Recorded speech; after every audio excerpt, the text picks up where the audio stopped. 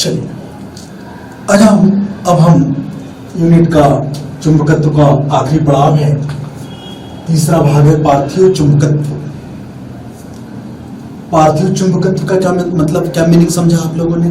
पृथ्वी का चुंबकत्व, स्पेशली हम पृथ्वी के चुंबकत्व के बारे में बात कर रहे हैं, है ना?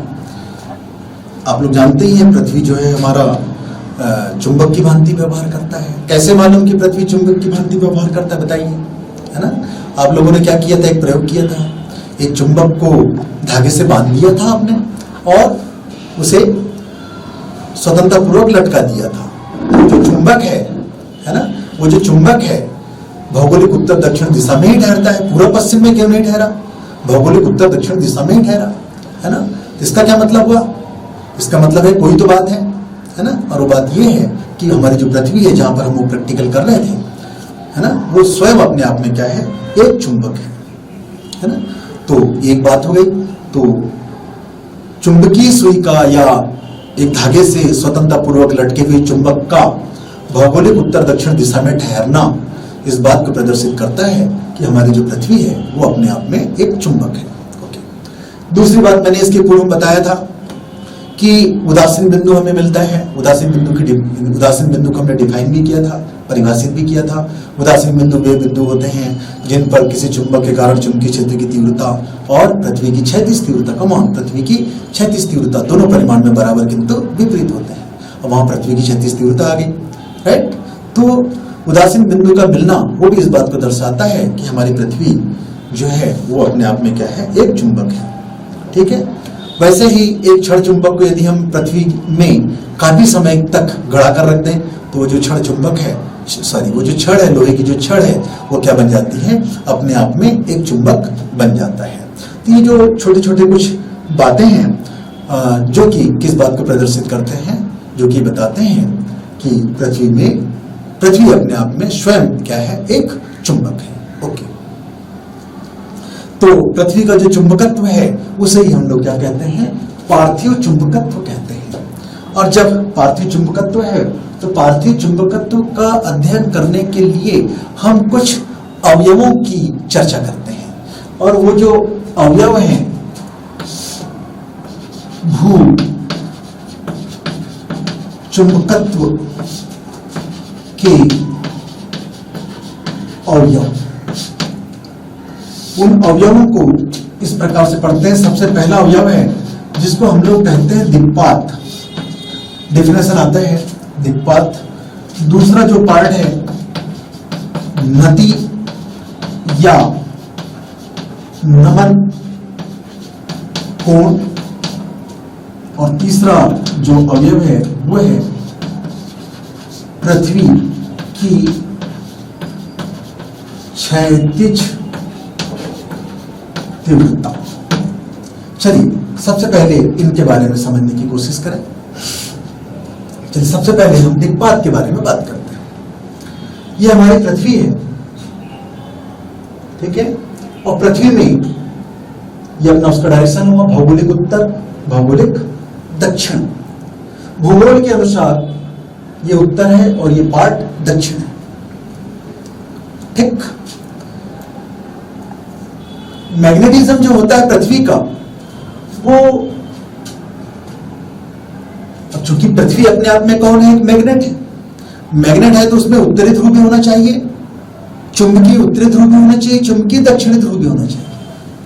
तो पृथ्वी का जो चुंबकीय दक्षिणी ध्रुव है उसके भौगोलिक उत्तर से थोड़ा सा सटा हुआ या, और वैसे ही चुंबकीय उत्तरी ध्रुव है वो भौगोलिक दक्षिण से थोड़ा सा सटा हुआ 23.5 डिग्री। तो ये जो लाइन आप देख रहे हैं यहां पर कौन है? पृथ्वी का चुंबकीय दक्षिण ध्रुव है, और यहां पर पृथ्वी का चुंबकीय उत्तरी ध्रुव। और निश्चित रूप से आप समझ चुके हैं कि दोनों ध्रुवों को मिलाने वाली ये जो लाइन है, इस लाइन को हम लोग कहेंगे पृथ्वी का चुंबकीय अक्ष, और इस लाइन को हम लोग कहेंगे पृथ्वी का भौगोलिक अक्ष और भौगोलिक अक्ष से होकर गुजरने वाला जो तल है, ये जो तल है, इस तल को हम लोग कह देंगे यामोत्तर। वैसे ही चुंबकीय अक्ष से होकर गुजरने वाला तल वो भी यामोत्तर कहलाएगा, और उस यामोत्तर को हम लोग कहेंगे, क्योंकि चुंबकीय अक्ष से गुजर रहा है तो उसका नाम हो जाएगा चुंबकीय यामोत्तर, और भौगोलिक अक्ष से होकर गुजरने वाले तल को हम लोग क्या कह देंगे, भौगोलिक यामोत्तर। क्या है चुंबकीय यामोत्तर? से चुंबकीय अक्ष से होकर गुजरने वाला ऊर्ध्वाधर तल चुंबकीय यामोत्तर, और भौगोलिक अक्ष से होकर गुजरने वाला ऊर्ध्वाधर तल भौगोलिक यामोत्तर। तो आप देख रहे हैं चुंबकीय यामोत्तर और भौगोलिक यामोत्तर। बोर्ड में चाहो तो आप इसे कुछ इस तरह से समझ सकते हैं। मान लीजिए ये चुंबकीय यामोत्तर है, तो चुंबकीय यामोत्तर और भौगोलिक यामोत्तर के बीच में एक एंगल बन रहा है, आप देख सकते हैं। मान लीजिए ये जो कोण है वो है फाई, तो जो कोण फाई बना उसी को हम लोग किस नाम से पुकारते हैं, दिक्पात के नाम से जानते हैं। तो दिक्पात की क्या डेफिनेशन हुई? दिक्पात की डेफिनेशन हुई चुंबकीय यामोत्तर और भौगोलिक यामोत्तर के बीच का जो कोण बनता है, चुंबकीय यामोत्तर और भौगोलिक यामोत्तर के बीच का जो कोण बनता है उसे ही हम लोग कहते हैं दिक्पात। ठीक, चुंबकीय यामोत्तर और भौगोलिक यामोत्तर के बीच का जो कोण बनता है उसे ही हम लोग कहते हैं दिक्पात। ओके, दूसरा जो पार्ट है वो है नति या नमन कोण। ये नति या नमन कोण क्या है? जैसा कि आप जानते हैं कि हमारी पृथ्वी गोलाकार है, गोले के आकार का, फुटबॉल के जैसा है। आपको मालूम है ध्रुवों पर थोड़ी सी चपटी है। ये बीच की लाइन है, बीच की लाइन को हम लोग कौन सी रेखा कहते हैं? विषुवत रेखा कहते हैं। ये विषुवत रेखा के बारे में भी, ये विषुवत रेखा जो यदि फुटबॉल है, फुटबॉल के चारों तरफ की जो लाइनें होगी, है ना, उस लाइन को हम लोग कौन सी रेखा कहते हैं? चारों तरफ की जो लाइन होगी इस लाइन को हम लोग कहेंगे विषुवत रेखा, भौगोलिक विषुवत रेखा। इस रेखा को हम कौन सी रेखा कहेंगे? भौगोलिक विषुवत रेखा। और वैसे ही यहां जो थोड़ा सा एंगल लिए हुए, इस तरह का एक एंगल लिए हुए एक और लाइन खींच सकते हैं इस तरह से, इसको हम लोग कहेंगे चुंबकीय विषुवत रेखा। ये लाइन कौन सी लाइन कहलाएगी? ये कहलाएगा चुंबकीय विषुवत रेखा। तो प्रैक्टिकली जब हम लोगों ने एक चुंबकीय सुई लिया और चुंबकीय सुई को इस विषुवत रेखा से इधर की तरफ गए, एक बार नॉर्थ की तरफ जाते हैं और एक बार साउथ की तरफ जाते हैं, तो आप देखते हैं वो जो चुंबकीय सुई होती है, वो जो चुंबकीय सुई का क्षैतिज से, क्षैतिज मतलब ये पूरा का पूरा लाइन क्या है? क्षैतिज। क्षैतिज से जो झुकाव है वो धीरे धीरे क्या होने लगता है? बढ़ने लगता है। विषुवत रेखा पर हमारी चुंबकीय सुई पूरी तरह से क्षैतिज होती है। विषुवत रेखा पर चुंबकीय सुई पूरी तरह से कैसी होगी? क्षैतिज होती है। लेकिन जैसे जैसे हम विषुवत रेखा से किधर की तरफ चलते हैं? ध्रुव की तरफ चलते हैं, तो इस चुंबकीय सुई का क्षैतिज से जो झुकाव है वो धीरे धीरे क्या होने लगा? बढ़ने लगा। और ध्रुवों पर हम देखते हैं पूरी तरह से ये चुंबकीय सुई क्या हो जाती है? ऊर्ध्वाधर हो जाती है। तो किसी भी एक स्थान पर चुंबकीय सुई का क्षैतिज से जो झुकाव है उसी को हम लोग क्या कह देते हैं? नति या नमन को कह देते हैं। तो पृथ्वी के किसी स्थान पर चुंबकीय सुई का क्षैतिज से झुकाव क्या कहलाता है? नति या नमन कोण कहलाता है। Very simple. अब आप देखिएगा चुंबकीय सुई हमेशा किधर ठहरती है? चुंबकीय सुई हमेशा परिणामी चुंबकीय क्षेत्र के तीव्रता की दिशा में ठहरती है। हम यूं कह सकते हैं परिभाषा को, परिणामी चुंबकीय क्षेत्र की दिशा। पृथ्वी के किसी स्थान पर परिणामी चुंबकीय क्षेत्र की तीव्रता की दिशा और पृथ्वी की क्षैतिज दिशा के बीच का जो कोण होता है उसे ही हम लोग क्या कह सकते हैं, नति या नमन का कोण कह सकते हैं। चित्र के माध्यम से इसी बात को कुछ इस तरह से समझा जा सकता है। यह है क्षैतिज यामोत्तर, यह है क्षैतिज यामोत्तर। ये पृथ्वी का कोई स्थान है जहां पर चुंबकीय सुई रखी हुई है। चुंबकीय सुई को आप चाहो तो उसी स्थान पर मान लीजिए चुंबकीय सुई कुछ इस तरह से ठहरी हुई है, ठीक है। तो चुंबकीय सुई हमेशा किस डायरेक्शन में ठहरती है, चुंबकीय सुई हमेशा परिणामी चुंबकीय क्षेत्र की दिशा में ठहरती है, इस तरह से। यह है परिणामी चुंबकीय क्षेत्र की तीव्रता की दिशा, और ये जो लाइन है इस लाइन को हम लोग कहेंगे क्षैतिज। और ये जो तल हमने बनाया है इस तल को हम लोग कहते हैं चुंबकीय यामोत्तर। इस तल को हमने क्या नाम दिया, इस तल को हमने नाम दिया चुंबकीय यामोत्तर, ठीक है। और जैसा कि आप देख रहे हैं चुंबकीय यामोत्तर और भौगोलिक यामोत्तर के बीच में एक एंगल बन रहा है, उसको हम लोगों ने क्या नाम दिया, भौगोलिक यामोत्तर, ठीक है। तो भौगोलिक यामोत्तर को कैसे दर्शाओगे चित्र में, इससे कोई एंगल बनाते हुए एक लाइन आप और खींच दीजिएगा, जैसे कि मैंने रेड कलर की खींची। कितना एंगल बनाते हुए खींचा, 5 एंगल बनाते हुए खींचा। तो यहां पर भी एक तल बन रहा है इस तरह से, इस तरह समझ में आ गया। तो ये जो तल, रेड कलर का जो तल आप देख रहे हैं, इस तल को हम लोग कहते हैं भौगोलिक यामोत्तर। ये बना भौगोलिक यामोत्तर। तो और ये पार्ट क्या है, ये जो तल आप देख रहे हैं ये है चुंबकीय यामोत्तर। तो भौगोलिक यामोत्तर और चुंबकीय यामोत्तर के बीच का जो कोण बनता है उसे ही हम लोग कहते हैं दिक्पात। नतीय नमन कोण कैसे निकालेंगे, अभी हमने आपको नतीय नमन कोण की डेफिनेशन बताई। पृथ्वी की जो परिणामी तीव्रता है, पृथ्वी की जो परिणामी तीव्रता है उसका जो क्षैतिज से झुकाव है उसी को हम लोग क्या कहते हैं, नतीय नमन कोण कहते हैं। और जो तीसरा जो घटक है वो है पृथ्वी की क्षैतिज तीव्रता। तो आई का कंपोनेंट थीटा कोण की दिशा में कितना हो जाएगा, वो हो जाएगा आई कॉस थीटा, या सिंपली उसे हम लोग h से दर्शा दें। और जो h की वैल्यू होगी वो कितनी होगी, आई कॉस थीटा होगी। वैसे आप चाहें तो एक कंपोनेंट और लिख सकते हैं पृथ्वी की क्षैतिज तीव्रता के साथ साथ ऊर्ध्वाधर तीव्रता। तो आपको क्या करना होगा, इस आई का कंपोनेंट ये क्षैतिज दिशा में है और ये ऊर्ध्वाधर है, तो ऊर्ध्वाधर दिशा में आई का कंपोनेंट कितना हो जाएगा, सपोज कि v हो जाएगा। तो v की वैल्यू कितनी हो जाएगी, ये हो जाएगी आई साइन थीटा, ठीक है। इस तरह से ये हुए भूचुंबकीय तत्व।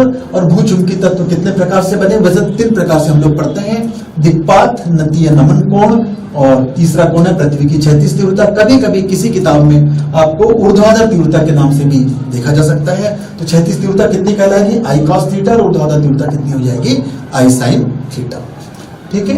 तो पृथ्वी की क्षैतिज तीव्रता की क्या परिभाषा बनी, पृथ्वी की परिणामी तीव्रता का क्षैतिज घटक क्या कहलाता है, पृथ्वी की क्षैतिज तीव्रता कहलाती है।